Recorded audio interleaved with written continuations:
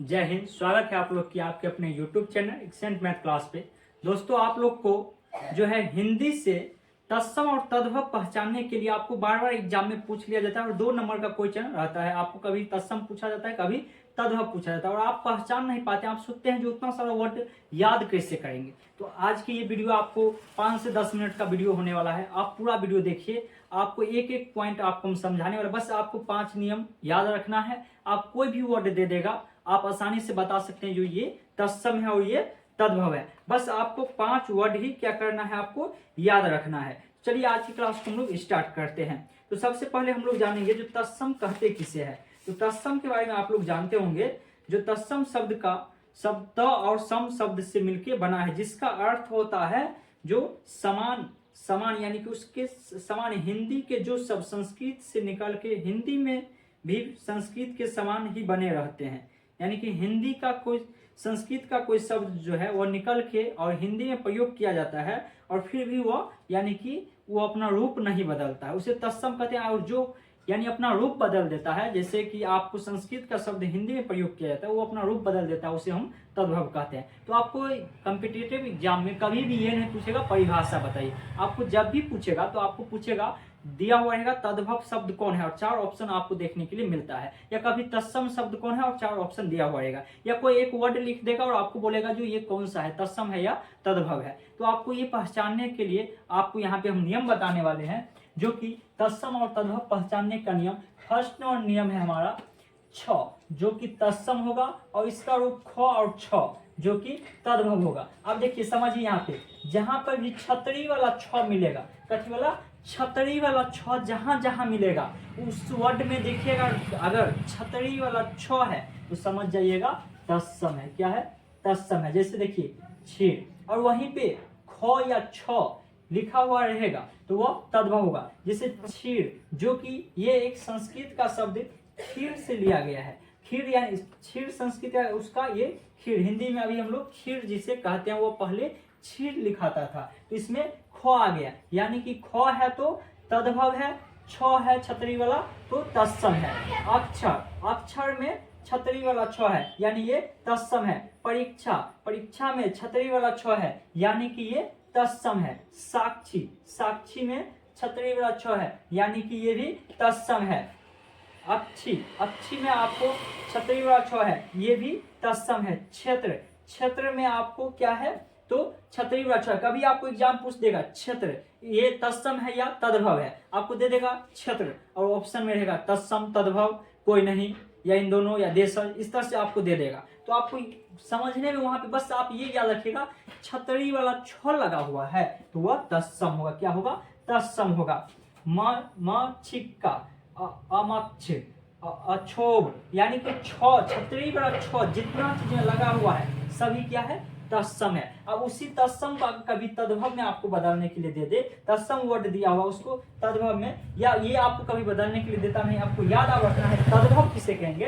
तो याद रखिएगा अक्षर, जो कि अक्षर भी हम लोग लिखते हैं जिसमें कि छ की जगह, छतरी वाला छ की जगह ये छ लगा हुआ है। देखिए छ लगा है। परीक्षा, परीक्षा, परीक्षा ये जो है दोनों सेम सेम है, इसको हटा दीजिए, ठीक है। परीक्षा ये हो जाएगा आपका कौन? तत्सम है, ठीक है। साक्षी, साखी, ख आ गया यानी कि तद्भव होगा। ख और छ आएगा तो तद्भव होगा, छतरी वाला छ आएगा तो तत्सम होगा। आंख, ख आ गया तो ये भी आपको तद्भव होगा। खेत, ये भी आपका तद्भव होगा।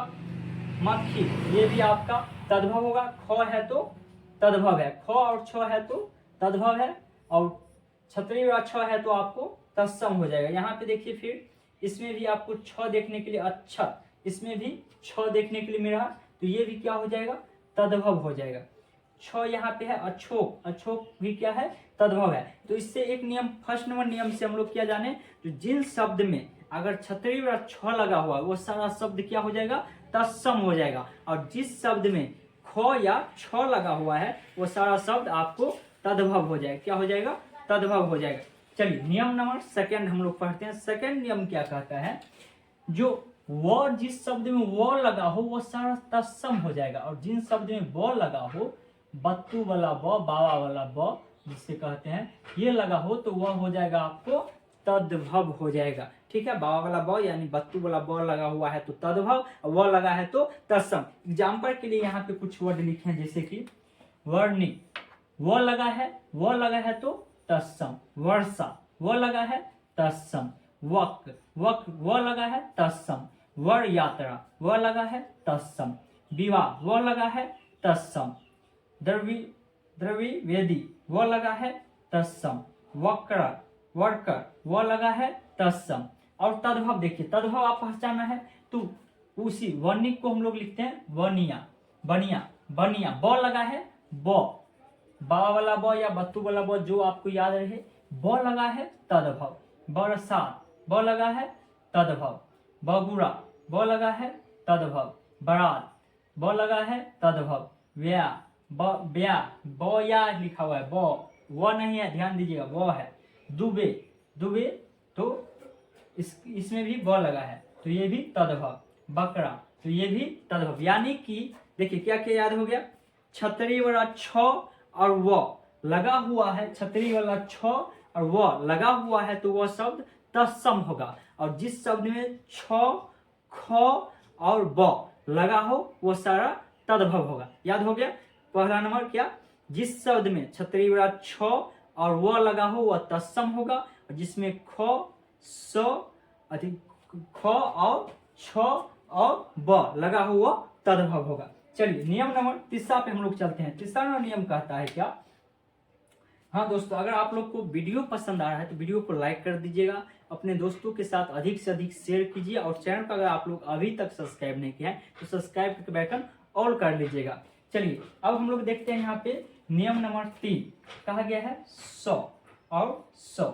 इसमें तत्सम है, इसमें तद्भव। यानी कि अगर बड़का वाला सौ लगा हुआ है तो तत्सम होगा, छोटा वाला है तो तद्भव होगा। ठीक है, देखिए बड़ा वाला सौ जितना है वो सभी क्या हो जाएगा आपको, सोवित, दर्शन, ससुर, ये सारा क्या हो जाएगा आपका तत्सम हो जाएगा। बड़ा वाला सौ लगा हुआ है तो तत्सम हो जाएगा, बाकी आपका तद्भव हो जाएगा। ससुर, यरसन, सफेद, दर्शन है, यह नहीं है, दर्शन ये सही लिखा है, इससे लिख सकते हैं। यानी कि आपको कभी ऐसे भी दिया रहेगा, पूछेगा ये तत्सम है या तद्भव है, तो याद रखिएगा बड़ा वाला स हमेशा तत्सम। आप देखिए तत्सम के लिए आपको क्या क्या हो गया, छतरी वाला छ, व और बड़का स तत्सम। उसके बाद ख, छ, ब, स, ये सारा आपको तद्भव हो गया। ठीक है, चलिए आगे बढ़ते हैं। नियम नंबर 4, री लगा हुआ है, ऋषि वाला री तो वह तत्सम हो जाएगा, और त्रह लगा हुआ है तो वह तद्भव हो जाएगा। जैसे रात्रि, ये तत्सम है, घृत तत्सम है, राजपूत तत्सम है, तद्भव देखिए रात, घी, राजपूत, सिंगार ऐसे लिखा है तो ये हो गया तत्सम, ऐसे लिखा है तो ये हो गया तद्भव। ठीक है, तो इससे भी हमको ये समझ में आ रहा है, जो अगर ऋषि वाला री लिखा हुआ है तो तत्सम, और अगर त्रह लिखा हुआ है तो उसको हम लोग तत्सम तद्भव पढ़ेंगे, जिस वर्ड में लगा हुआ है तद्भव पढ़ेंगे। इससे ही हम यहाँ पे बहुत कम एग्जाम्पल दिए, आप अधिकांश वर्ड देखिएगा इससे ही बनता है। आपको 99% वर्ड बन जाएगा, आपको सिर्फ इतना नियम याद रखने से। बाकी कुछ वर्ड आपको बाद में जिसको कि आपको याद रखना पड़ेगा। ठीक है, यहाँ पे 5वां नंबर लिखे, वही विसर्ग का प्रयोग उन्हीं संस्कृत शब्दों में होता है जो हिंदी में उसी रूप में प्रचलित है, हाँ, आप लोग को एक बात और बताना चाहते हैं, बिहार सिविल कोर्ट का मैथ का क्लास लेते हैं तो आप लोग क्लास नहीं देखते हैं, तो आप लोग मैथ जितना हिंदी आपको जरूरी है उतना मैथ भी जरूरी है, तो आप लोग मैथ का क्लास जरूर देखिए। साथ में आप लोग को बता दूं, बिहार पुलिस मद्य निषेध का वैकेंसी आ चुका है। अगर आप फॉर्म फिलअप नहीं किए हैं तो फॉर्म फिलअप कर लीजिएगा, और उसमें आपको 14 तारीख तक फॉर्म फिलअप होने वाला है। साथ में उसका क्लास भी बहुत जल्द इसी चैनल के माध्यम से आपको स्टार्ट किया जा रहा है, जिसमें कि आपको जीके, जीएस, मैथ, हिंदी सब चीज़ का क्लास आप लोग को इस चैनल के माध्यम से आपको करवाया जाएगा। तो आप लोग अगर क्लास ज्वाइन करना चाहते हैं तो कुछ नहीं, चैनल को सब्सक्राइब करके बैकन ऑल कर लीजिए, बिल्कुल फ्री क्लास चलने वाला है, तो आप लोग चैनल को ज्वाइन कर सकते हैं। यहाँ पे देखिए 6 नंबर है, र, य, स, ये सारा रहेगा तो तत्सम रहेगा, बड़ा सा और ये सब ही रहेगा बदन सब ही, तो आपको ये क्या हो जाएगा तत्सम हो जाएगा। वहीं पे अगर हम लोग तद्भव की बात करें तो चांद बिंदु जिस शब्द पे लगा हुआ है वह अधिकांश शब्द जो होगा वो आपको तद्भव हो जाएगा। जैसे कि मुंह, गेहूं, ये सारा क्या हो जाएगा तद्भव हो जाएगा चांद बिंदु, और एक सिर्फ चांद बिंदु सिर्फ दिया हुआ रहेगा तो वो अधिकांश शब्द तत्सम हो जाएगा। ठीक है, इसको र को इस तरह से, य को ज लिखा जाता है, स को स लिखा जाता है, स को स लिखा जाता है, यह कुछ।